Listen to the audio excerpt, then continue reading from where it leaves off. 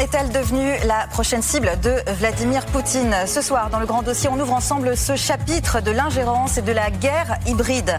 La campagne présidentielle française est loin d'avoir commencé et déjà des soupçons d'opérations de déstabilisation ont commencé et qu'elles se multiplient. D'ailleurs, Gabriel Attal a porté plainte. Jusqu'où ira cette ingérence ? Sur le terrain militaire, en tout cas, des drones suspects ont survolé un site stratégique de maintenance des Patriotes en Allemagne. Idem près d'un gazoduc en Bulgarie. L'OTAN est-elle testée ? La guerre en Ukraine s'importe-t-elle réellement au cœur de l'Europe ? Et pendant que les frappes s'intensifient sur l'Ukraine, Kiev, qui répond par des drones navals Magura, met la pression sur la Crimée. Menace ? Hybridation, interférence, Poutine a-t-il définitivement placé l'Europe dans son viseur ? Écoutez ce qu'en pense le patron de l'OTAN. Nous sommes la prochaine cible de la Russie. Et nous sommes déjà en état de guerre. Lorsque je suis devenu secrétaire général de l'OTAN l'an dernier, j'ai affirmé que ce qui se passait en Ukraine pouvait se passer dans les pays alliés aussi. Que nous devions changer notre mentalité à l'époque de la guerre.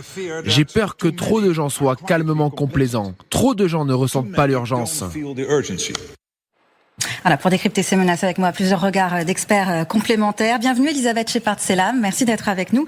Maîtresse de conférences et directrice du programme politique et relations internationales à l'Université de Tours. Vous êtes spécialiste des questions de défense et de sécurité. Vous allez évidemment nous partager votre expertise. Avec nous également Hélène Bonnet. Bonjour Hélène, vous êtes notre journaliste internationale pour TF1 LCI. Sur le terrain comme en plateau d'ailleurs, bien vous nous suivez au plus près des crises du moment et votre regard sera évidemment précieux Hélène. Alors le monde du secret n'a plus de secret justement pour lui. Il en parle d'ailleurs dans son livre autobiographique Le jour où je suis devenu espion aux éditions de l'Observatoire. Bonjour Vincent Crouzet, merci d'être avec nous. Vous êtes expert en renseignement et écrivain, donc vous nous expliquerez le mécanisme de l'ingérence et de la désinformation, de la guerre hybride évidemment, que la Russie mène contre nos démocraties. Et puis Thibaut Petit est avec nous. Merci d'être avec nous de nouveau. Thibaut, vous êtes journaliste politique au service TF1 LCI. D'abord les faits.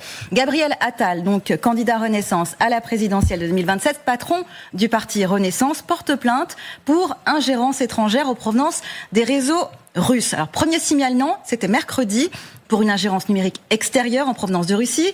Nouvelle opération, vendredi, à nouveau imputée à des réseaux russes. La plainte a été déposée hier soir à Paris. Alors concrètement, je vous explique. Plusieurs comptes sur les réseaux sociaux ont diffusé de faux reportages vidéo, de fausses unes, comme vous voyez ici sur Le Parisien, qui n'est pas Le Parisien.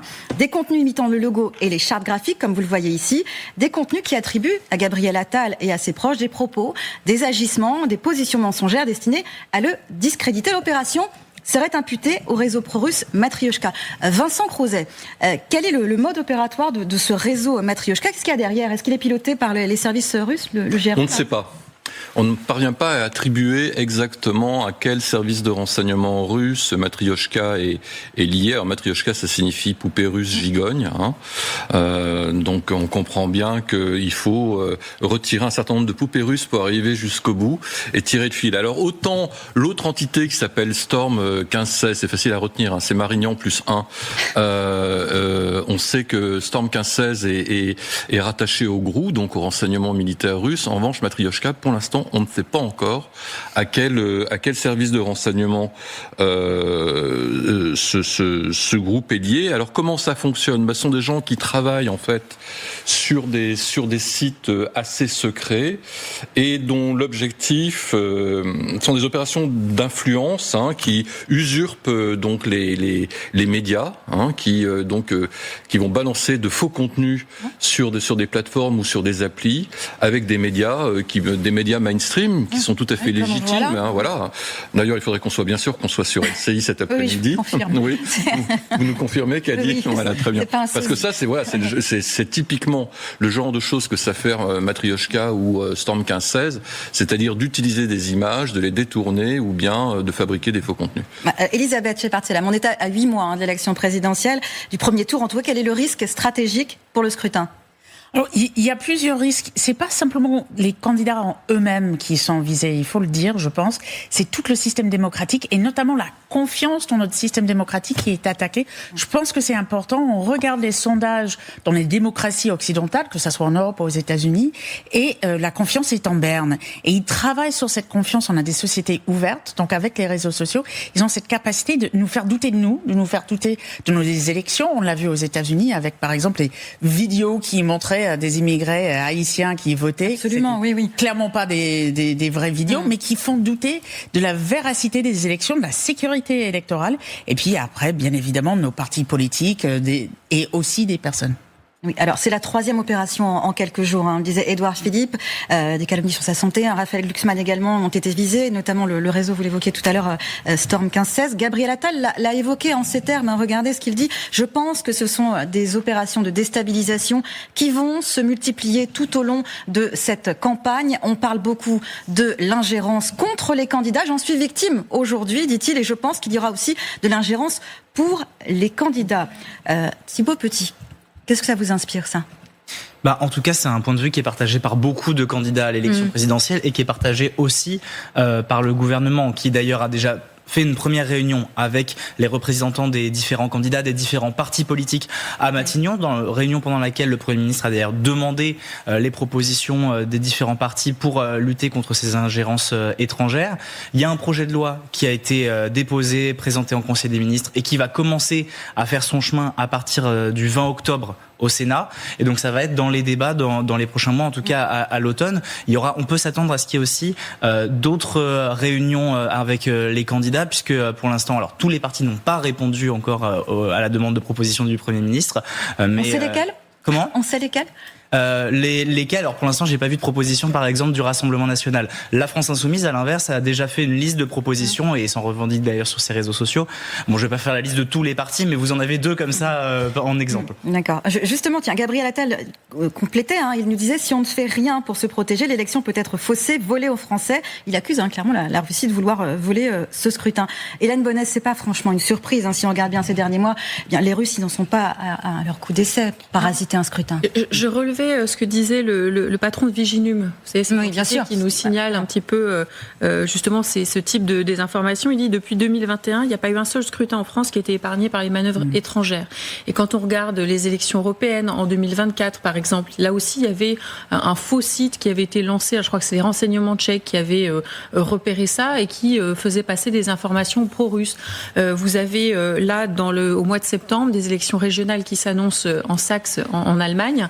Et là ils ont le même problème avec ce fameux réseau Matrioshka qui, là aussi, essaierait de diffuser des fausses informations en mettant, par exemple, en diffusant des informations en anglais qui sont relayées par des comptes aux États-Unis et qui, finalement, reviennent en Allemagne. Donc, c'est toute une manière de brouiller les pistes. Et puis, on se souvient aussi, parce qu'Elisabeth parlait de la crédibilité d'un scrutin, de ce qui s'est passé en Roumanie lors de la dernière élection présidentielle. Vous avez le premier tour qui a été invalidé parce qu'il y avait de forts soupçons d'ingérence russe, notamment les algorithmes de TikTok qui avaient poussé la candidature du candidat d'extrême droite de l'époque. Et le scrutin était donc invalidé, mais ça crée un vrai problème parce que vous avez une partie de la population qui estime qu'on leur a volé l'élection. Donc même si on arrive à repérer et agir en quelque sorte, ça peut créer une division au sein des sociétés. Christine Dugouin-Clément est également avec nous. Merci d'être en ligne en direct. Vous êtes chercheuse en géopolitique, auteur de Géopolitique de l'ingérence russe, la stratégie du chaos. Vous avez analysé en détail cette stratégie du chaos russe, l'opération contre Gabriel Attal, après celle d'Édouard Philippe et Raphaël Glucksmann. Est-ce qu'elle s'inscrit parfaitement dans cette doctrine ou vous observez une évolution dans les méthodes du Kremlin ? Non, elle s'y inscrit et je pense qu'il faut d'ailleurs recentrer un petit peu les choses, c'est-à-dire que on n'est pas forcément sur un ciblage de la personne politique en tant que telle, mais on est sur une volonté d'arriver à créer du trouble, à créer des pertes de repères et des pertes de confiance, alors qui vont majoritairement, bien évidemment, cibler ceux qui ne sont pas alignés avec les objectifs politiques et géopolitiques de la Russie quand les opérations viennent directement de la Russie et sont directement pilotées par le Kremlin, ce qui n'est pas toujours le cas. Hein. Parfois, il y a des alliances contextuelles, il y a des effets d'opportunité aussi qui peuvent se créer. Donc là, ce que l'on voit, hein, si vous voulez, d'aller finalement utiliser avec des méthodes qui jusque-là sont de qualité assez modeste, dirons-nous, est quelque chose qui est tout à fait aligné, qui ne peut pas nous surprendre et qui n'est que le début de ce à quoi on risque d'être confronté dans les mois à venir. Elisabeth, ces opérations restent assez peu visibles. On l'évoquait tout à l'heure avec Thibaut Petit, justement, c'est quelques milliers de vues. Pourquoi le Kremlin continue malgré cet impact médiatique assez limité quand même ? Mais à la fin, on n'a pas besoin nécessairement qu'il y a des millions et des millions de personnes qui y croient. Il suffit de quelques personnes qui, après, les relaient. Il faut le dire. C'est quelques personnes qui y croient. Enfin, moi, je pense à un exemple aux États-Unis qui n'était pas une ingérence, mais une dame qui avait dit que les immigrés haïtiens mangeaient des chiens et des chats. Vous vous en souvenez peut-être. Oui. Il a suffi qu'une personne le relaie pour que le président le reprend. On n'a pas besoin dans une ère de toute virale que des millions le regardent. Il suffit d'eux qui après le transmet et puis le mettent sur d'autres réseaux et ça peut devenir un vrai problème. Vincent, du point de vue du renseignement, une plainte pénale comme celle de Gabriel Attal, justement, ça a une utilité réelle comme contre des acteurs étrangers qui opèrent depuis la Russie, ou c'est surtout un geste pour alerter l'opinion, tout simplement ? Alors c'est un geste effectivement qu'a dit pour alerter l'opinion, mais c'est une efficacité dans la mesure où ça va déclencher donc une enquête préliminaire par le procureur de la République, donc déclencher des moyens de police judiciaire supplémentaires, donc avec des instruments technologiques qui vont permettre justement d'identifier l'origine, avec l'analyse des contenus, etc. Et puis ensuite, peut-être, évidemment, une instruction judiciaire avec des juges d'instruction qui, eux, vont être peut-être mieux équipés pour remonter justement la source de ces attaques. Alors, on est aussi en ligne avec... Et puis, je voulais juste préciser aussi qu'on est extrêmement bien équipé avec Viginum, dont parlait Hélène tout à l'heure, qui est quand même un instrument très très performant de la puissance publique française, donc qui dépend du SGDSN, donc du Secrétariat Général de la Défense et de la Sécurité Nationale, sous l'autorité du Premier ministre, et qui est extrêmement performant. Merci Vincent. Justement, je voulais saluer Jean-François Beuz, qui est expert du secteur de la cybersécurité. Merci d'être avec nous. Le réseau Matrioshka qui a ciblé Gabriel Attal utilise de faux reportages, on l'a dit, de fausses unes, de l'usurpation d'identité, d'un point de vue purement technique. Comment ces campagnes sont-elles orchestrées ? Pourquoi c'est si difficile de les neutraliser concrètement et plus vite ? Alors, très rapidement, il est difficile de les neutraliser puisqu'elles ne sont pas sur le territoire français ou européen. D'où le fait qu'on puisse pas fermer ces sites, et ce qui les rend compliqués en effet à mettre hors service.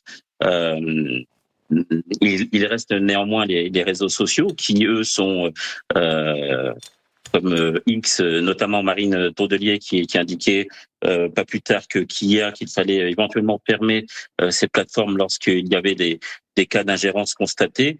L'idée, c'est pas de fermer, bien entendu, mais l'idée, c'est peut-être de réguler avec des modérateurs et voire même avec aujourd'hui l'intelligence artificielle pour pouvoir neutraliser ce type de contenu afin de pas nuire à la campagne présidentielle.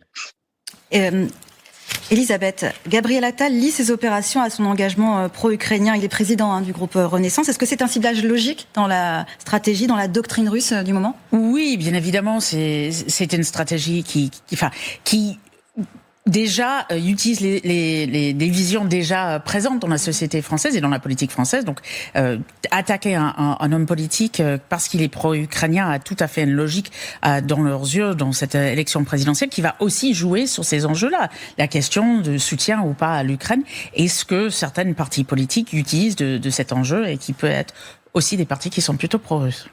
Thibaut, si ces opérations se multiplient comme le prévoit Gabriel Attal, en tout cas comme il a l'air de le suggérer, quel impact sur la perception de légitimité du futur président, justement, qu'il soit vainqueur ou non d'ailleurs ? Ça peut très clairement remettre en cause le résultat de l'élection et surtout le résultat de l'élection présidentielle. On l'a vu au moment notamment des élections municipales, notamment la France Insoumise était visée par des tentatives d'ingérence de la part de réseaux israéliens et notamment à Toulouse, la France Insoumise souhaitait justement contester les résultats de cette élection. Après, ce qui est difficile, c'est d'estimer aussi l'impact de ces publications, savoir si vraiment elles ont ont eu des conséquences sur les votes.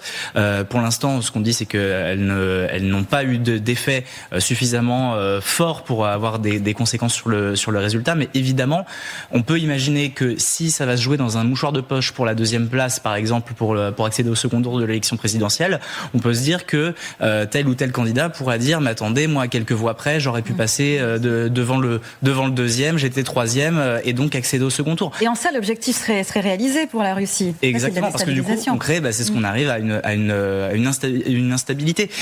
Et ce qui est intéressant aussi, c'est qu'on parle des publications, mais il va y avoir aussi la question des algorithmes et de ce qui est favorisé. On en a parlé très brièvement avec X, Marine Tondelier qui demandait justement éventuellement la fermeture de X. Raphaël Glucksmann, lui, demande par exemple à ce que TikTok aussi soit fortement régulé en période électorale, parce que évidemment il y a ces fausses publications, mais il y a aussi ce que les algorithmes, qui va favoriser les algorithmes, et notamment on imagine que par exemple Elon Musk qui dit il faut réduire Marine Tondelier au silence. S'il le souhaite, qu'est-ce qui l'empêche finalement de faire en sorte que l'algorithme lui donne moins de visibilité, par exemple? Justement, on a la citation de cet échange de Marine Tondelier avec Elon Musk, donc qui lui reproche effectivement de ne pas agir, et bien Elon Musk qui lui dit que voilà de quoi elle se mêle. Je crois que regardez, on voit un petit peu ce qui se passe sur les ingérences étrangères. Marine Tondelier qui demande l'interdiction de X. Regardez, la France n'a pas de leçon de patriotisme à recevoir d'un milliardaire étranger qui estime pouvoir décider quels responsables politiques européens doivent être réduits au silence. Et donc la réponse d'Elon Musk qui dans son dialogue qu'on connaît, voilà, j'exige qu'on la fasse taire pour trahison envers la France. Vincent Crozet. Non, c'est important. X, moi j'ai été très surpris, j'ignorais qu'il y avait 12 millions d'utilisateurs du réseau X en France sur 50 millions d'électeurs. Donc on peut comprendre l'influence que peut avoir un réseau avec son algorithme, l'algorithme qui est nourri notamment par son maître, par Elon Musk. Quand Elon Musk s'engage et dit que Marine Le Pen est la candidate la plus légitime ou crédible en France, etc., on peut comprendre effectivement le danger et l'impact que ça peut avoir comme sur une élection aussi importante que l'élection présidentielle française pour le devenir de la géopolitique de l'Europe face à la Russie. Hélène Bonnet, les médias français justement sont directement usurpés. On l'a vu, faux reportages, fausses unes, etc. Le Monde, RFI, l'AFP, le Parisien. Est-ce qu'il faudrait qu'il y ait une coordination entre médias pour signaler et faire retirer justement ces contenus-là? Est-ce que c'est déjà fait d'ailleurs? Alors, je suis pas une experte de ce sujet-là, mais ce que je pense, c'est ce qui est déjà fait en réalité par les médias, c'est plutôt des actions assez individuelles, c'est-à-dire que les sites ou les médias, ou que ce soit la presse écrite ou même nous à LCI, on a une cellule de fact-checking. Vous avez aussi l'AFP Factuel, je crois, qui a déjà mis en avant le fait qu'il y avait des fausses unes qui avaient été faites, par exemple de Libération et d'autres médias. Le Figaro aussi a été détourné. Donc le fait que les médias traditionnels en parlent et le dévoilent, c'est déjà une forme d'avertissement. Après, tout le monde ne regarde pas ça. Et en fait, la zone grise, c'est surtout les réseaux sociaux, les plateformes, Facebook, etc., qui relaient des articles. Et là-dessus, on peut pas avoir l'œil partout. Nous, on peut vérifier les choses et relayer la vraie information, la vérifier, mais on peut pas inciter tout le monde à venir nous voir. Oui, c'est sûr. Justement, on va mettre une pierre dans notre jardin aussi. On parlait tout à l'heure de cette caisse de résonance. Est-ce qu'il faudrait, Vincent Crozet, comme le fait Gabriel Attal, puisqu'il aurait pu aussi bien garder le silence, leur donner comme ça une caisse de résonance, celle qu'ils cherchent finalement, ou est-ce qu'il faudrait, est-ce qu'il faut vraiment les exposer finalement? Comme on le fait cet après-midi? Oui, par exemple. Oui, c'est pour ça que je me dis, je mets une pierre dans mon jardin. Non, parce que je pense que sur les médias mainstream, en ce qui concerne les téléspectateurs de SI, ils sont suffisamment ouverts et suffisamment équilibrés pour comprendre ce qui est juste, ce qui est faux, et surtout pour comprendre l'état de la menace. Je pense qu'il y a deux problèmes dans ce pays. Il y a les gens qui s'informent auprès donc des grands médias, des médias mainstream, Le Monde, la presse écrite traditionnelle, etc. Les chaînes d'information continue qui, dans leur grande majorité, font très attention quant au contenu de l'information. Et puis après, il y a toute une partie de la population qui travaille en bulle informationnelle fermée sur certains réseaux sociaux avec des algorithmes qui les enferment en fait dans des mondes et dans des contenus politiques qui souvent sont frelatés. Et c'est là le danger. Donc le fait d'alerter ici n'est pas un danger, n'est pas une caisse de résonance négative, bien au contraire. On insiste sur le fait, attention, il y a danger, il y a des candidats qui sont menacés. Il y a une véritable guerre informationnelle qui nous est menée. Non, je crois que on ne sert pas de caisse de résonance justement à la propagation de ces idées, de ces contenus. Elisabeth. Alors, juste pour les personnes qui ne regardent plus ou regardent très peu les médias traditionnels, je pense aux jeunes, enfin les moins de 50 ans qui sont pour le coup un problème et une cible que je connais très bien. Il y a aussi la responsabilité, moi je pense à mes collègues de l'école de journalisme de Tours qui, par exemple avec nos étudiants, font un cours sur ces sujets-là parce que effectivement, surtout les plus jeunes, on va dire la vingtaine, regardent souvent TikTok, d'autres réseaux que X aussi, qui font des vidéos, qui font beaucoup, qui diffusent beaucoup de désinformations parfois, et il y a toute une éducation, une formation à avoir pour que eux aussi ils se rendent compte, parce qu'ils ne regardent pas forcément LCI, mais pour le coup ils peuvent aussi s'informer sur ce qui est des fake news ou tout ce qui est faux en ligne. Oui, c'est une question d'éducation effectivement numérique. Vous avez raison. Alors, Christine Dugoin-Clément, vous travaillez sur les normes et les risques. Est-ce que l'Europe dispose aujourd'hui des outils juridiques et politiques suffisants pour contrer cette stratégie du chaos, ou est-ce qu'on est encore structurellement en retard face à la Russie ? Alors la question, elle est double. C'est-à-dire que si vous vous attaquez à des gens, et je pense notamment à des structures russes, qui de facto se moquent un petit peu de la réglementation, vous allez partir avec des services de renseignement, par exemple que ce soit le GRU ou peu importe, être dans l'illégalité ne leur posera pas plus de problèmes que ça, si vous voulez. Par contre, là où ça peut avoir un impact, c'est notamment pour les plateformes qui vont être les relais quand elles ne sont pas maintenant en passe de devenir des acteurs de ces opérations d'influence et de désinformation. Et là, se pose la question de quel est le niveau auquel vous pouvez vous poser pour essayer de mettre en place une réglementation, puisque vous allez avoir un rapport de poids et de puissance. Il est bien évident que si vous le faites au niveau européen, ça sera plus simple que de le faire au niveau de la France, si vous voulez discuter avec X, n'en déplaise à nos députés. C'est une réalité. Donc, appliquer déjà de manière extrêmement stricte les réglementations comme le DSA, ça peut être un point. Après, appliquer aussi les réglementations que l'on a et participer à essayer de faire couper les sites, à appliquer réellement les sanctions pour les personnes qui ont un véritable impact. Encore une fois, dans les opérations d'influence, il faut arriver à les prioriser, à les hiérarchiser. Vous allez en avoir de petite qualité, de petite influence, et puis vous allez en avoir qui seront beaucoup plus importantes. Peut-être se concentrer sur celle-ci. Parce qu'il y a un deuxième point là-dedans, c'est effectivement limiter ce que l'on pourra faire en sachant que de toute manière, on est dans une volonté avec un moteur très fort et que ça ne s'arrêtera pas. Donc être très ferme sur ce que l'on fait, c'est une évidence. Il a été évoqué par ma collègue de faire de l'éducation aux médias. Bien sûr, se réapproprier sa sphère informationnelle, oui. Donner aux citoyens et lecteurs jeunes et moins jeunes des outils qui permettent d'avoir une forme de bouclier cognitif, ça paraît bien évidemment nécessaire, mais ça met du temps à être construit. Tout ça, c'est extrêmement important. Ça rentre dans ce volet-là. Alors bien évidemment, on peut le faire par l'approche normative, mais ça ne sera pas la seule, d'autant que si vous allez sur des normes, vous allez toucher l'outil quelque part.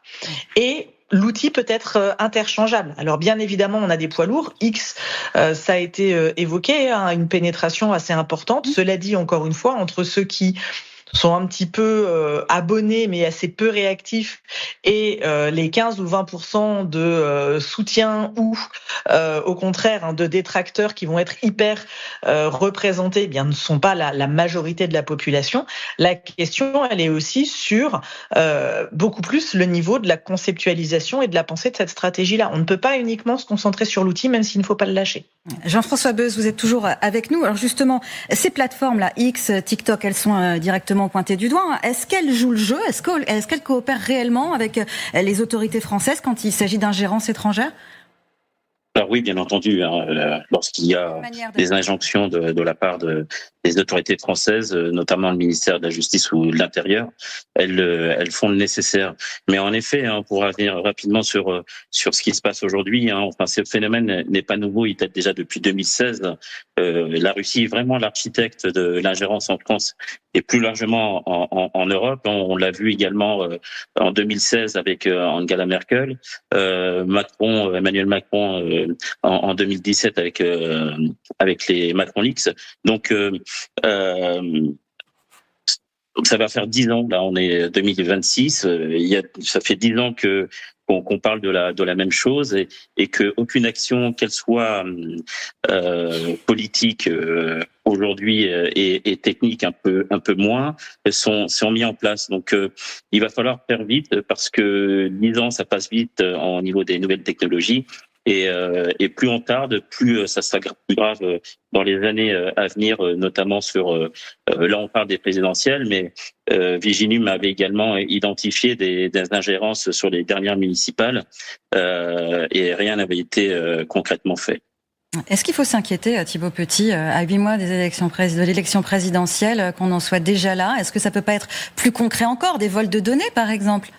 Alors, est-ce qu'il faut s'en inquiéter? Oui, parce que pour l'instant, les conséquences ne sont pas encore visibles. On n'a pas l'impression que sur les sondages d'opinion, il y en a moins en plus pendant l'été, la campagne est quand même un peu ralentie pendant cette période, même si certains candidats continuent à faire campagne. La question, c'est jusqu'où ça peut aller, et quelle quantité de publications il peut y avoir, est-ce que vraiment ça peut avoir des conséquences sur cette campagne présidentielle. On sait que d'en parler, ça permet d'éduquer les personnes qui peut-être nous regardent, qui feront peut-être attention en tombant sur certaines informations. Mais le risque aussi, c'est par la suite, quand les candidats vont parler de ces publications-là, de leur donner une caisse de résonance, on en parlait tout à l'heure, et de créer une sorte de brouhaha médiatique et qui justement va, c'est-à-dire perpétuer cette instabilité et surtout ce manque de confiance que les électeurs vont avoir ensuite dans les différents médias. Si vous avez un nombre d'informations trop important, on finit finalement par être noyé par toutes ces informations-là. D'ailleurs, ça va probablement être le sujet aussi de prochaines réunions entre les candidats. On sait que Matignon est très intéressé, en tout cas sur ce sujet-là, et communique avec les différents candidats, avec les différents partis. Il y avait déjà eu une réunion en juin dernier, il y en aura probablement une aussi à la rentrée, et ça va être le sujet aussi de savoir à quel moment est-ce que c'est justifié de parler de ces ingérences, c'est difficile à dire, et à quel moment finalement l'impact est tellement minime que ça ne mérite pas d'apporter plus d'éclairage dessus. Elisabeth, je l'évoquais tout à l'heure, il y a des parallèles avec d'autres pays européens, la Moldavie, les pays baltes, l'Allemagne, donc la Bulgarie aussi. La Russie a utilisé les mêmes techniques d'ingérence numérique avant les élections. On aurait peut-être dû se protéger, se prémunir bien avant. Alors, oui, on l'a déjà eu en France, donc on aurait peut-être dû se protéger déjà depuis nos propres élections. Mais ce qu'on a dit sur ce plateau et Christine à distance, c'est que c'est aussi très difficile en réalité. On a en quelque sorte de nombreuses normes juridiques qui sont censées nous protéger, mais avec le nombre de réseaux sociaux, avec le nombre de gens en ligne, avec tous les acteurs qui sont, comme le disait monsieur, souvent en dehors de la France, on a énormément de mal à trouver tous les acteurs et à pouvoir toutes sécuriser à 100%. Et ça aussi, ils savent très bien. Alors, Gabriel Attal, on le disait, lui, il a choisi la voie juridique, la voie judiciaire. 3 candidats sont déjà été ciblés en quelques jours, on l'a dit. Alors, les questions qui se posent sont simples, désormais. Ces opérations vont-elles effectivement se multiplier tout au long de notre campagne à venir, la présidentielle? Et la France dispose-t-elle réellement des outils pour y faire face? Alors, un autre élément est à souligner également, c'est cette affaire de drone suspect au-dessus du site Patriot en Allemagne, menace sur l'OTAN, guerre hybride. On a parlé aussi de cette Bulgarie. L'ingérence numérique n'est qu'une facette, il faut bien le dire, et le conflit ukrainien s'importe donc au cœur de l'Europe. Nivin Potros va nous expliquer justement dans un instant ce qui s'est passé, que ce soit en Allemagne et en Bulgarie. Elisabeth, juste une question avant que Nivin Potros nous explique un petit peu les faits. Quelle crédibilité il faut apporter à ces opérations de déstabilisation de drones? C'est juste un test? C'est juste une reconnaissance? C'est un avertissement? C'est quoi? Je pense bien évidemment ils testent, mais ils testent depuis longtemps. C'est pas les premières. Alors là, à Leipzig, on a eu des drones chargés. Donc ça change un peu la donne, mais on pense à toutes les incursions de drones, mais aussi de missiles qu'il y a eu sur les espaces de l'OTAN ces derniers mois et ces dernières années. Effectivement, ils nous testent, mais ça va crescendo à un tel point, bien évidemment, qu'on entend aussi les services de renseignement américains dire qu'il y a un risque pour l'Europe. Donc je pense qu'il faut aussi se dire qu'ils ne sont plus à simplement nous tester, qu'ils vont encore plus loin et que ça devient de plus en plus un danger. Vous partagez cette analyse, Vincent Crozet ? Oui, alors il y a plusieurs analyses possibles. La première, effectivement, c'est tester. Donc, ils testent notre vulnérabilité, ils testent les différents systèmes de protection. Là, on pense notamment aux aéroports dans le cas de Leipzig. Et puis aussi, il y a un petit côté, on va créer une atmosphère d'incertitude. Donc, on va obliger d'abord les services de sécurité et de renseignement à travailler sur ces sujets plutôt qu'à travailler sur d'autres sujets et éventuellement créer de la diversion. Ça, c'est tout à fait possible. Et puis quelque part, ça montre que l'Europe n'est pas aussi forte que ça en matière de défense classique. Et quelque part, ça nous affaiblit au fur et à mesure. Je ne sais pas si Nivine va en parler tout à l'heure, mais près de 226 survols de l'Allemagne en 2025, c'est ça. C'est considérable. Justement, ça signifie que nous n'avons pas les armes. Voilà. Voilà, Nivine est arrivée. Je laisse la parole à Nivine. Expliquez-nous, cette transition est idéale. Expliquez-nous un peu, on a besoin d'éclairage, Nivine. Oui, effectivement. Alors, les survols de drones, ils se sont multipliés ces derniers mois au-dessus de l'Allemagne. Et le dernier exemple en date, il est particulièrement préoccupant. Pourquoi ? Parce que, c'est un site unique, un site militaire unique en Europe qui a été survolé, car c'est là que sont maintenus, réparés les missiles Patriot qui sont utilisés, vous le savez, en Ukraine. Ces missiles Patriot, aujourd'hui, c'est la seule arme dont dispose Kiev pour intercepter les missiles balistiques russes. Autant vous dire qu'ils sont très précieux aux Ukrainiens. Et cette base militaire qui a donc été survolée, elle l'est tout autant, car c'est là que sont stockées donc les pièces détachées et tout le matériel dont on a besoin pour réparer des patriotes. C'est donc cette base militaire de Mechernich, tout près de Bonn. Dans la nuit de jeudi à vendredi, 6 drones ont survolé ce site. Et d'après les premiers éléments de l'enquête, il s'agirait de drones de type Fly 380 VTOL. Alors on parle vraiment de très grands drones, parce que cela mesure quasiment 4 mètres de long, 3,8 mètres précisément. Ils sont capables de voler à 150 km par heure, de parcourir 400 km. Mais le plus préoccupant, c'est le dernier point. Ils sont capables de transporter une charge utile de 10 kg. Ça veut dire 10 kg d'explosifs. Il y avait 6 drones. Vous imaginez les conséquences, évidemment, si ces drones avaient été effectivement été chargés d'explosifs. Alors, heureusement et assez logiquement, j'ai envie de dire, cette base quand même militaire unique en Europe, elle est très sécurisée. Tout le matériel qui est utilisé pour la réparation des patriotes se trouve à 130 mètres en profondeur. Le site, lui aussi, il est énorme. On parle d'un site de 30 000 mètres carrés. Donc vraiment, c'est très grand.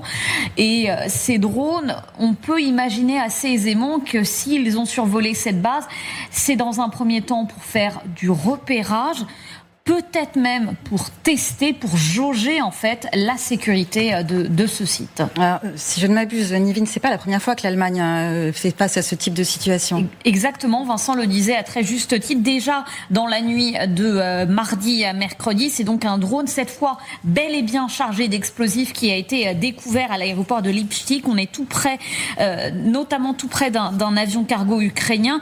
Et là encore, le choix de la cible, il est pertinent. Pourquoi ? Parce que cet aéroport, c'est un hub logistique pour l'OTAN.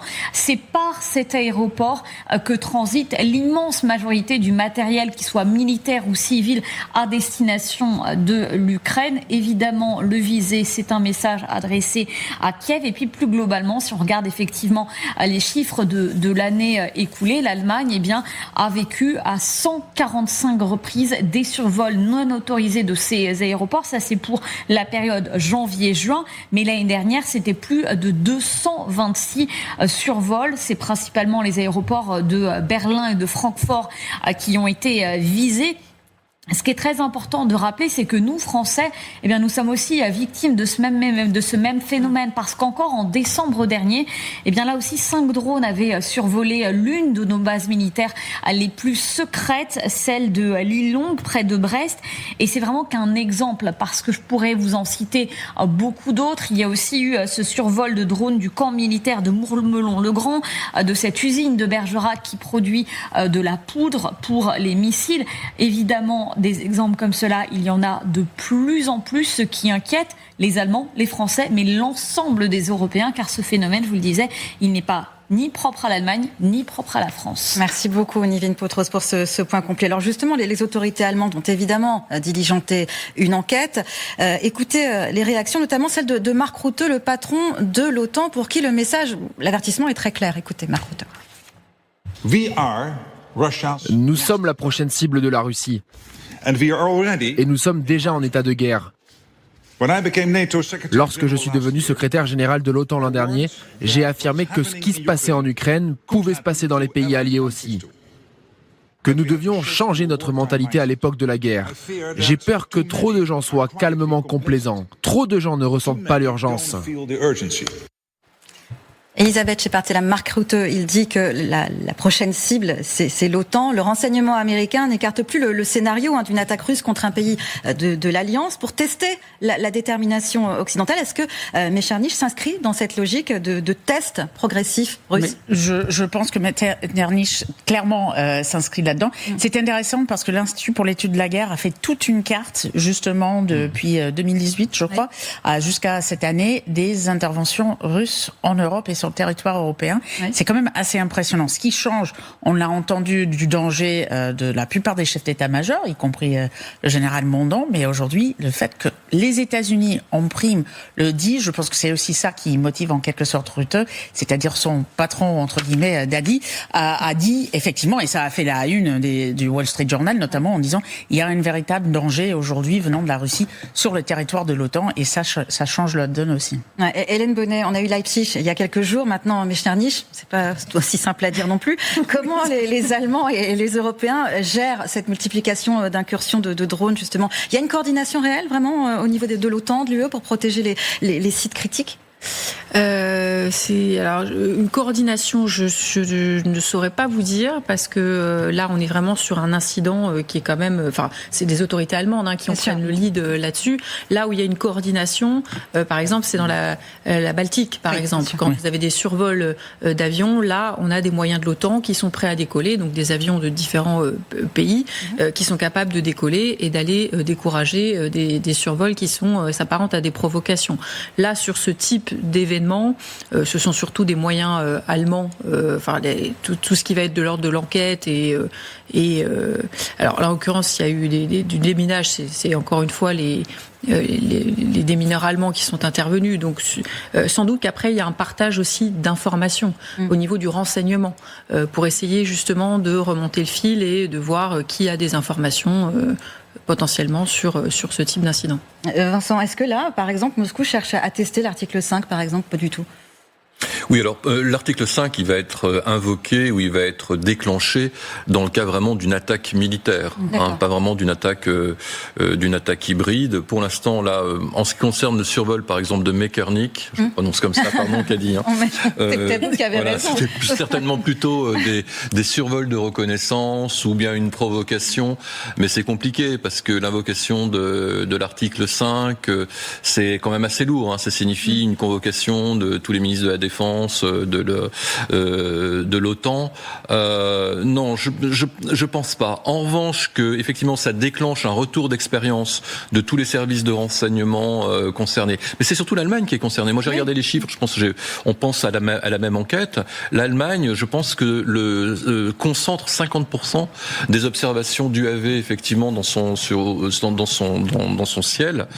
Par exemple, la France en est relativement épargnée. Il y a eu l'épisode de l'île Longue, certes, avec ses 5 drones. D'ailleurs, l'enquête judiciaire n'a absolument rien donné depuis 2 ans.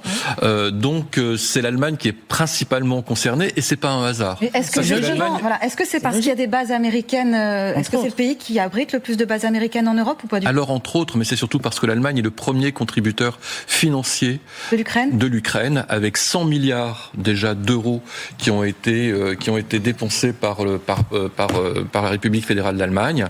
Je pense que c'est le quart de l'effort européen de mémoire. Je dis ça sous le contrôle d'Hélène, c'est considérable.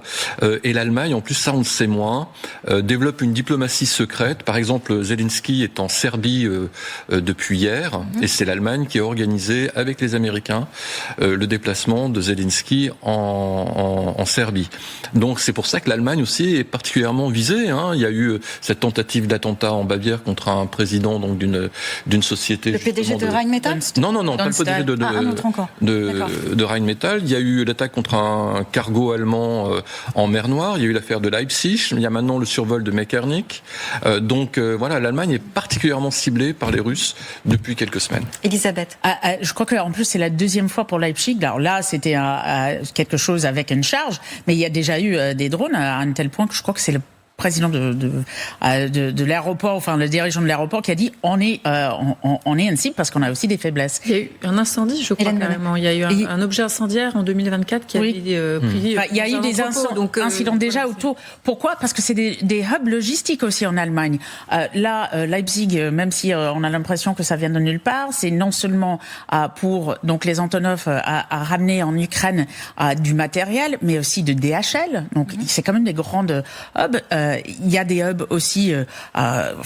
L'Allemagne est quand même beaucoup plus à l'est, donc c'est logique entre les bases américaines et les bases de l'OTAN de ramener des matériels en Ukraine, que ça passe par là, après en partant de la Pologne par exemple. Et sur cette question de coopération, juste deux choses.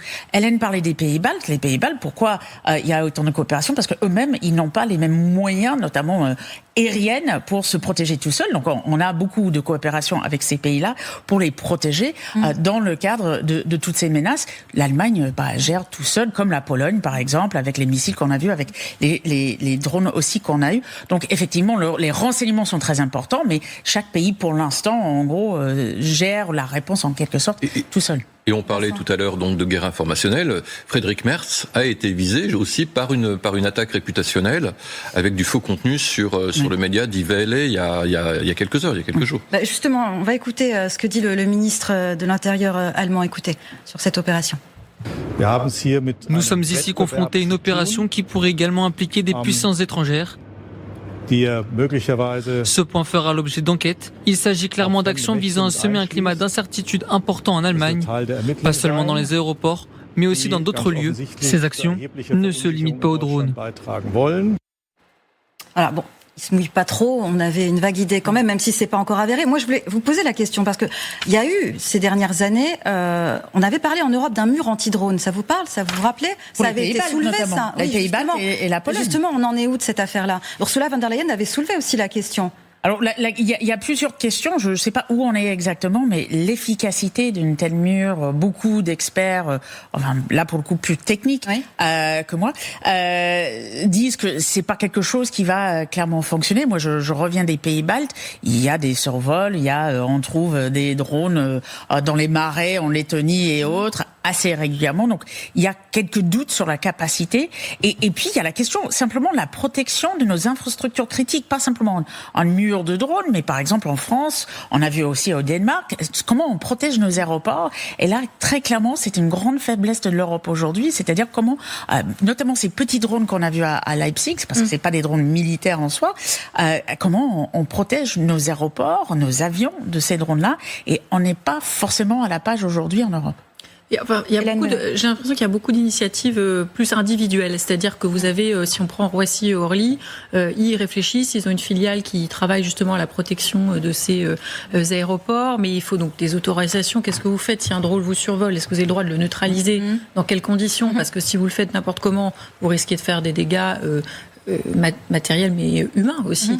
Donc faire très attention. Vous avez des entreprises privées aujourd'hui qui réfléchissent à des moyens de neutraliser ces drones. Alors je voyais un reportage de jour avec un ballon gonflable, vous savez, qui pouvait survoler éventuellement, qui était conçu pour essayer de survoler un aéroport si nécessaire, essayer de détecter les intrusions. Vous avez des pistolets brouilleurs. Vous avez tout un tas d'outils qui existent, mais après il faut avoir une sorte de doctrine d'emploi de tout ça et essayer de voir ce qui peut être efficace ou non. Et pour l'instant, voilà, c'est peut-être ça qui manque, une forme de coordination ou de plan pour mettre tout ça en œuvre. Et je rajouterais juste que beaucoup ne sont pas forcément des sociétés européennes. Donc, il s'y insère la question de est-ce qu'on veut avoir ces capacités chez nous ? Et dans ce cas-là, il faut le faire avec des sociétés nationales. Et nous, on a un champion quand même, un champion national. Il faut faire un petit peu de cocorico. C'est une boîte qui s'appelle Alta Ares, voilà, et qui propose des solutions de brouillage de plus en plus performantes et qui travaille d'ailleurs en étroite collaboration avec les services de renseignement ukrainiens. Alors tout à l'heure, vous vous rappelez, Nivine avait dressé un peu le portrait de ces drones. Elle parlait parlé d'une autonomie de 400 km. D'où est-ce qu'ils peuvent être lancés concrètement, ces drones ?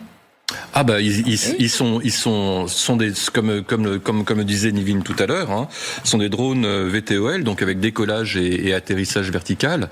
Donc généralement ils sont pas lancés depuis la Russie, parce que là Mekernik, on est à quelques kilomètres de la frontière belge, donc on est à 1200 kilomètres de la première frontière russe, je pense, hein, de mémoire. Donc ce sont des drones qui ont été prépositionnés par des équipes précurseurs, peut-être plusieurs jours à l'avance, peut-être parfois plusieurs semaines, sur un toit, dans une clairière, dans un pré, dans un champ, etc.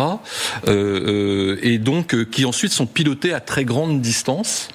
Donc les équipes précurseurs, elles ont pas pris grand risque, hein, elles ont déposé donc cet engin, souvent la nuit, et ensuite cet engin il va décoller.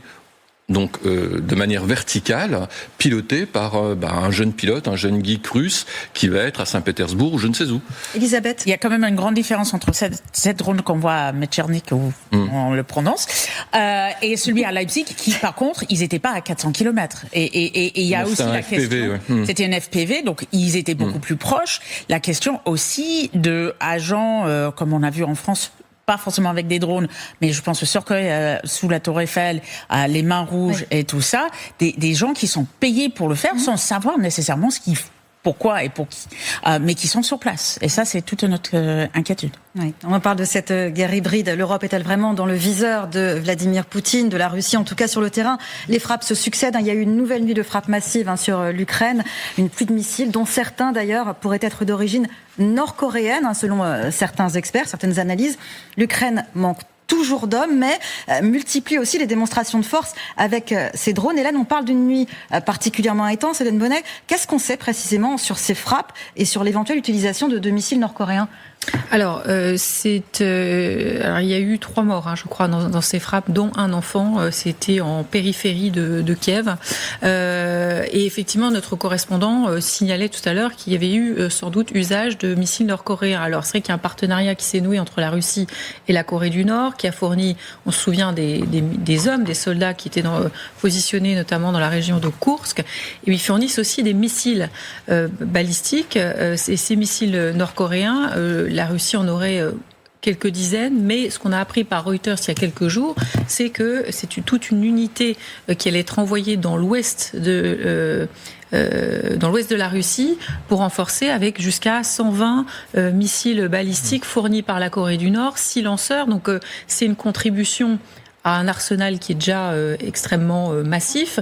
La Russie essaie de produire beaucoup, mais c'est vrai que ça lui permet, avec ces missiles, peut-être de mieux gérer aussi ses stocks et de pouvoir maintenir une pression continue, à la fois avec ces missiles balistiques qui frappent l'Ukraine à un moment où elle n'a plus d'intercepteurs, et puis on a vu tous ces drones aussi qui s'abattent sur les villes ukrainiennes.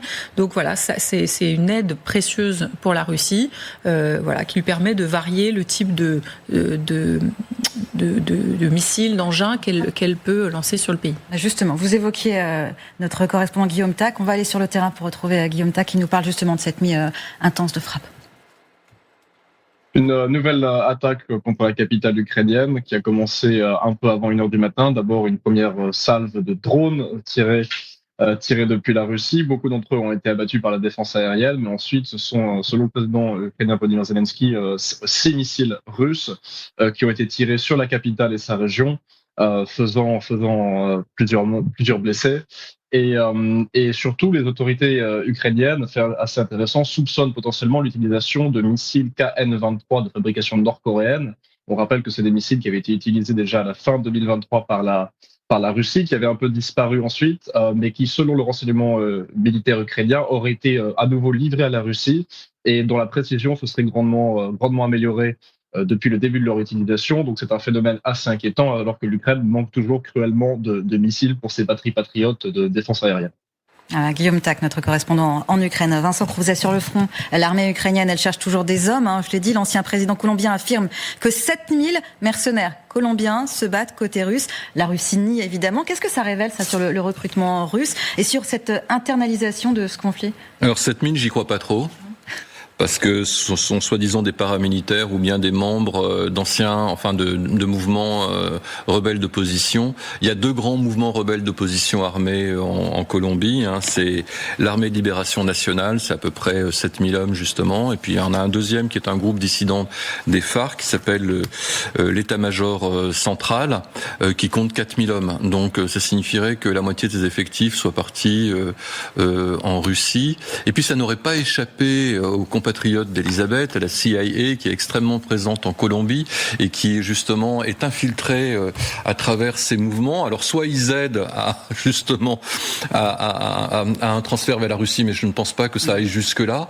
Non, je ne crois pas à 7000 hommes. En revanche, qu'il y ait effectivement quelques dizaines ou une centaine ou 200 Colombiens, d'ailleurs de part et d'autre, parce qu'on parle aussi de Colombiens qui sont infiltrés aussi dans les forces spéciales ukrainiennes pour obtenir du know-how, du savoir-faire en matière justement de pilotage de drones. Ça, c'est tout à fait possible, sachant que le contre-espionnage, la division du contre-espionnage du SBU ukrainien filtre vraiment avec beaucoup de rigueur maintenant, justement les éléments étrangers qui viennent en Ukraine combattre. Mais je ne crois pas à ce chiffre de 7000 combattants colombiens. Pareil, Elisabeth, vous y croyez à ça ? Je n'y crois absolument pas. Deux choses.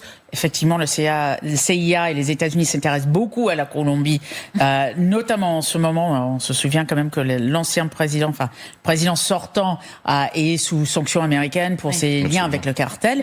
Il y a aussi un nouveau président, et un nouveau président plutôt pro-Trump, plutôt de droite, voire droite extrême. Et je pense qu'il y aura eu beaucoup plus de bruit, même du côté des États-Unis et du côté de la Colombie, sur une question de 7000 hommes quand même. Qu'il y a des centaines, ça m'étonnerait absolument pas, mais 7000, ça fait c'est beaucoup trop. Et le président, Della Espriella, a été investi justement hier. D'accord. Alors on parle aussi des soldats nord-coréens, on a parlé des Colombiens à l'instant. Le propagandiste en chef du Kremlin, Soloviev, il écarte lui une nouvelle mobilisation forcée avec, vous allez l'entendre, des qualificatifs dont je vous laisse juste regarder. On entend dire qu'il y aurait une mobilisation. Ce sont des mensonges de l'ennemi qui sont largement repris sur nos réseaux sociaux et qui se propagent sans que personne ne prenne le temps de réfléchir, ne serait-ce qu'une seconde. Dites-moi s'il vous plaît, qu'est-ce que signifie la mobilisation ? Comment l'imaginez-vous ? Ces jeunes ne sont pas ceux qui ont suivi une formation militaire. En somme, il s'agit d'une génération qui a déjà grandi et qui ne comprend pas vraiment ce qu'on attend d'elle et qui considère que son rôle consiste à se curer les dents, puis le cul, avec le doigt sans changer de doigt. Ce sont donc des gens complètement différents et vous voudriez que dans cette société où il y a tant d'imbéciles et où l'on a cette attitude, on vienne leur dire « Citoyens, la patrie est en danger ?» Les jeunes consciencieux sont déjà sur le terrain. J'avais prévu, c'est pas un poète, mais un commentaire, ça a beaucoup réagi sur ce plateau, Vincent. Non mais quel mépris pour une partie de la jeunesse russe. Ouais. C'est tout de même assez incroyable parce que là, c'est la première chaîne russe qui est peut-être la plus regardée. Alors j'imagine, peut-être que les jeunes ne regardent pas cette chaîne, mais leurs parents en revanche la regardent, donc un énorme mépris. Puis tout de même, il va y avoir un problème de recrutement parce que quand on perd près de 1000 hommes par jour, 50% de tués, 50% de blessés, il arrive un moment, il faut les remplacer ou alors on change de doctrine d'engagement. Hélène Bonnet. Oui, alors là, il y a peut-être aussi le discours du propagandiste qui vise à rassurer aussi. Il n'y aura pas de mobilisation. Alors, à sa façon. Rassurer et enfoncer la tête sous l'eau de certains, mais voilà, il y a peut-être cette idée de vouloir rassurer, il n'y aura pas de mobilisation, etc. Et puis toujours en mettant en avant le fait que les vrais patriotes se sont déjà engagés, eux au fond, voilà. Donc c'est tout un discours de propagande qui masque peut-être quand même la réalité qui est effectivement, il faut fournir des hommes. C'est pour ça que des fois on parle de ces recrues nord-coréennes, de ces qui changent pas la donne, mais qui sont encore une fois un soutien sur le front. Voilà à quoi sert ce discours. Et Elisabeth, comment est-ce qu'on analyse comme ça la situation démographique et militaire russe à l'heure où on se parle? À ce stade, qu'est-ce qu'on peut en dire? Il y a plusieurs choses. Enfin, la vitesse de consommation de l'être humain par les forces russes est quand même impressionnante. J'ai vu des chiffres qui disaient que un soldat russe qui entrait sur le terrain avait même pas 2 jours d'espérance de vie. Oui. Moi, je sais pas comment ces calculs sont faits, donc je me méfie toujours de ça.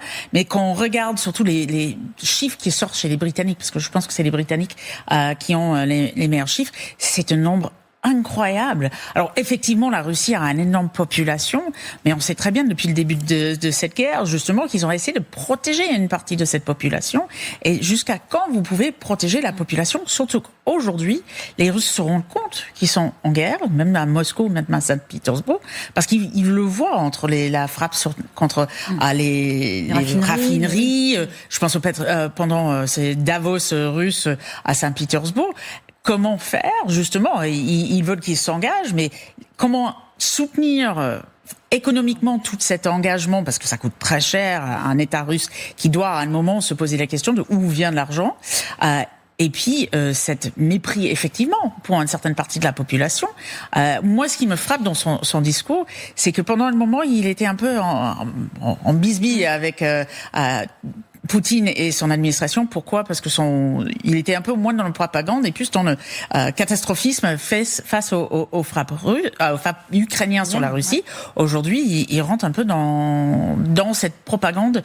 On va pas vous mobiliser, mais en fait, on se rend compte qu'à un moment, ils sont peut-être à mal et ils vont peut-être être obligés après les élections, bien évidemment. Vincent Crouzet, qu'est-ce qui reste comme levier à Vladimir Poutine, à la Russie en tout cas, pour faire revenir les hommes sur le terrain? Qu'est-ce qu'il peut faire? Bon, alors soit effectivement il attend les élections qui sont prévues, les élections à la Douma qui sont prévues fin septembre, c'est ça? Je ne veux pas vous poser une colle. Voilà. Je ne les ai pas en tête. C'est dans les 6 mois à venir. Ouais, pour être plus tranquille, pour effectivement mobiliser des forces, soit il change de doctrine doctrine d'emploi des forces armées russes sur le terrain. Parce que pour l'instant, effectivement, Elisabeth le rappelait, donc c'est l'attrition et c'est une attrition terrible. Elisabeth, tu parlais de 2 jours. Moi la référence Gallagher-Fenwick, qui est une référence. Le dernier chiffre dont j'ai entendu parler, c'est 40 minutes en fait. L'espérance de vie sur le théâtre des opérations, enfin sur le champ de bataille, À partir du moment où ils sont à découvert, etc. Ils sont shootés la plupart du temps par des drones parce que la guerre est en train de prendre un visage effrayant, horrible et si on peut parler de guerre déshumanisée.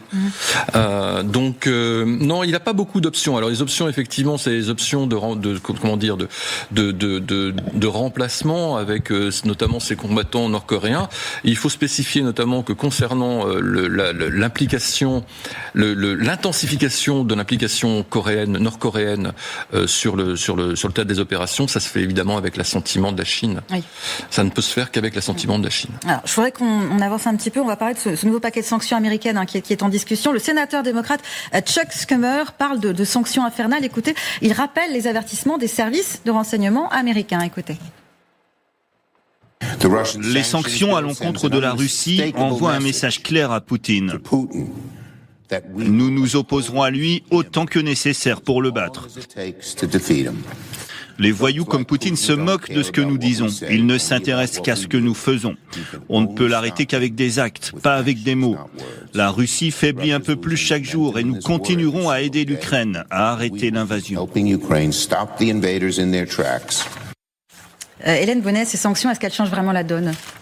Alors là, je ne voudrais pas dire de bêtises, je me tourne vers Elisabeth, je crois que ça doit être encore validé côté Chambre des représentants. Donc, et signé par le président. Et signé par le président. Okay. Donc là, c'est une première étape qui est très symbolique en plus parce que ces sanctions, je crois que la loi, enfin le projet de loi porte le nom de Lindsey Graham, qui est le sénateur qui est décédé. C'est lui qui l'avait soutenu à la base. Voilà, et qui lui, pour le coup, portait cette ligne d'essayer de garder la défense de l'Ukraine. Donc, pardon, j'ai oublié votre question. Je me demandais si ça changeait la donne, vraiment, ce paquet de sanctions, cet avertissement, comme ça. Si vraiment ça va au bout, c'est une pression supplémentaire, effectivement, sur l'économie russe. Oui. Vous rajoutez des sanctions, pas simplement primaires, mais secondaires, sur les gens qui commercent, qui achètent de l'énergie russe. Donc oui, c'est une pression supplémentaire. Après, la Russie a appris à éviter tout ça avec sa flotte fantôme, avec des partenariats avec ses alliés. Voilà, donc il y a toujours des moyens de contournement, mais Zelensky a quand même salué cette décision. Déjà, il a intérêt à le faire publiquement.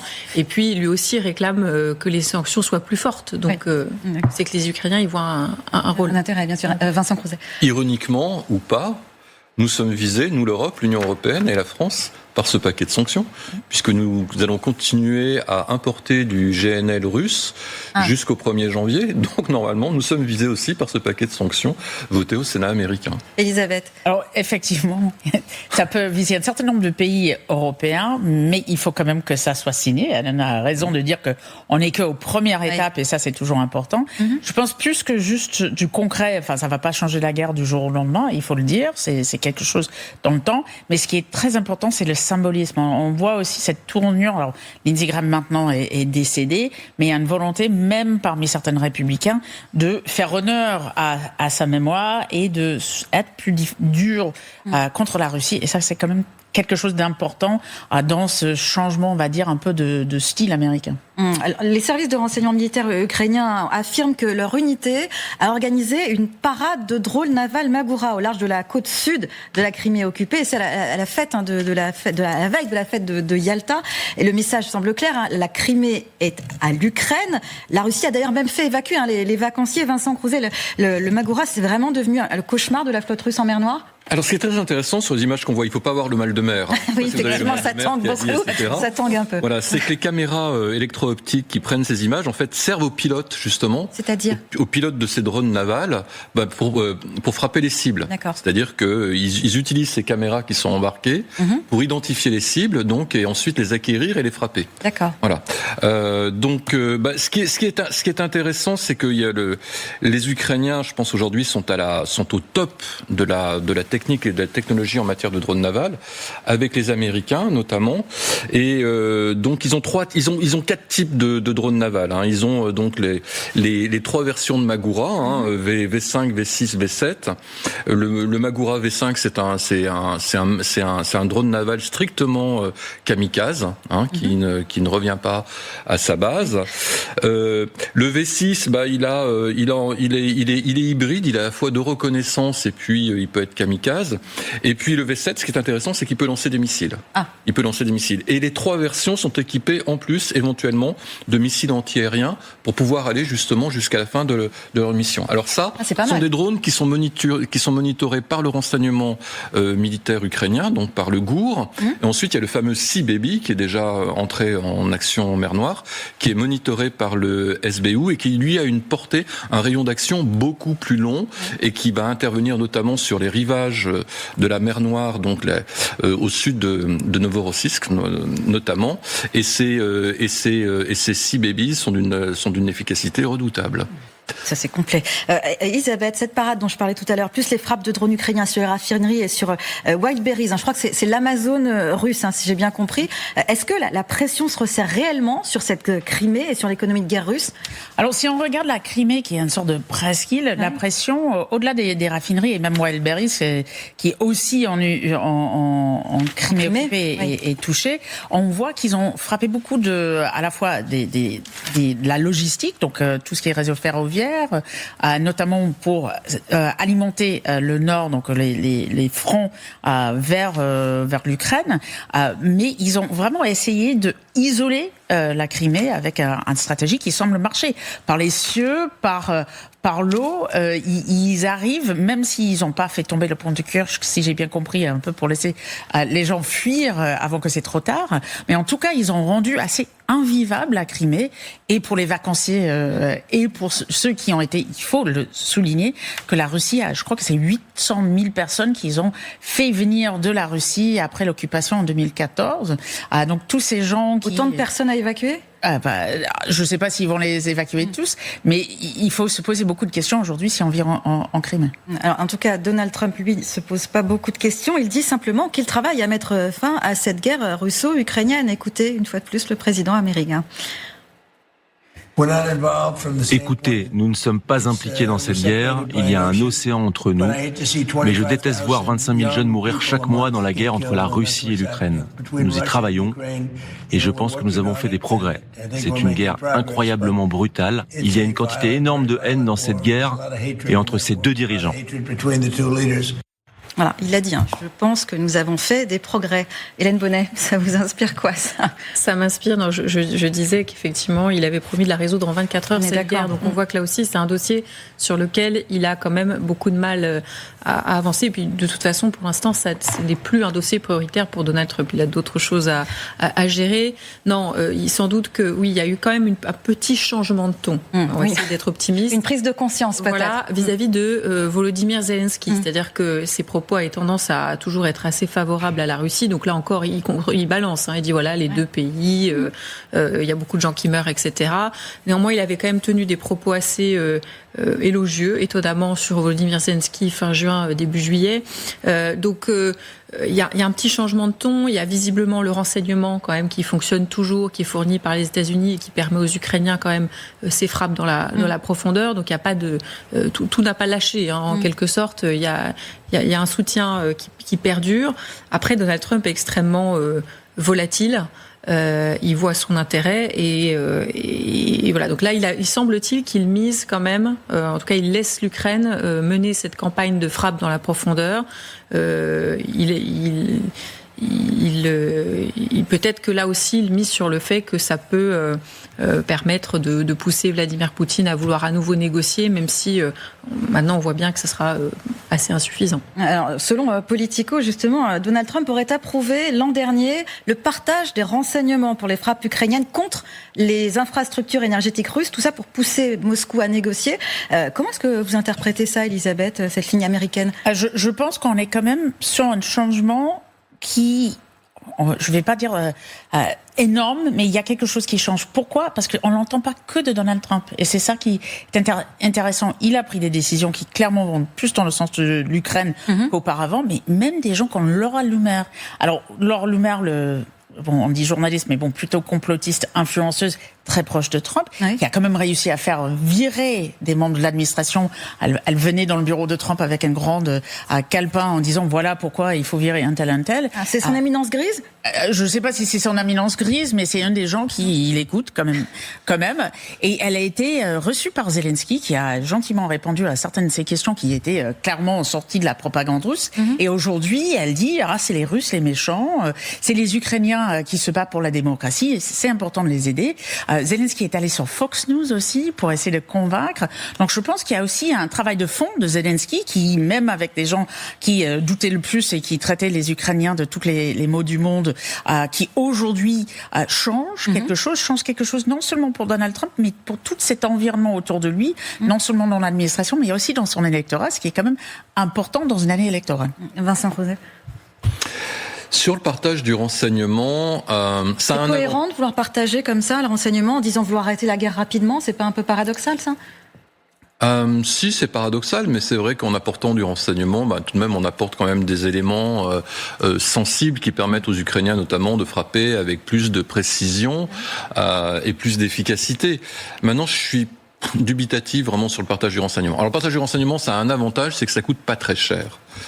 Quand vous êtes confronté à des demandes permanentes sur les licences de fabrication patriotes, etc., sur la livraison de matériel létal qui est extrêmement coûteux, partager du renseignement, partager des fichiers sur de l'imagerie satellitaire, etc.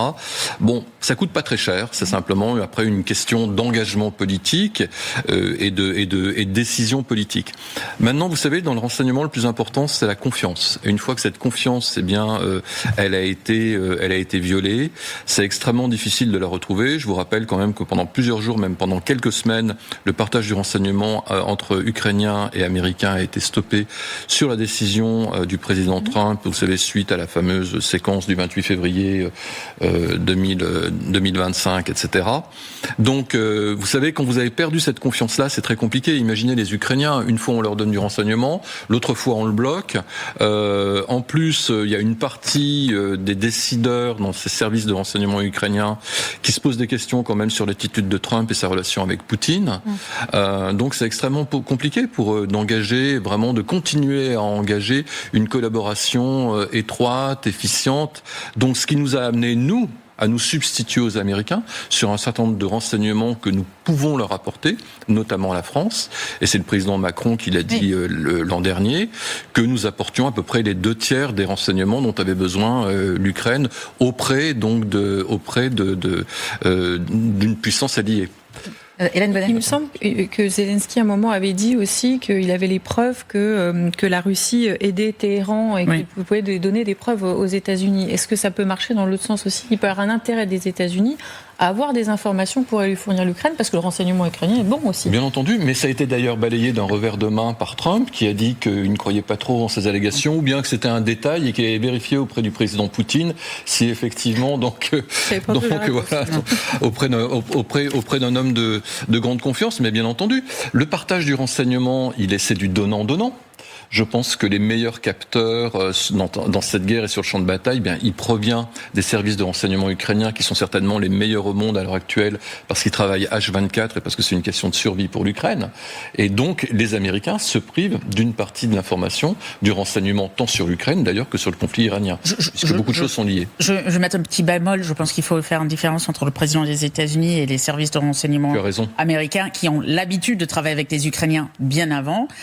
Et je pense qu'ils les écoute plus que le président. Le président qui n'écoute pas ses propres services de renseignement.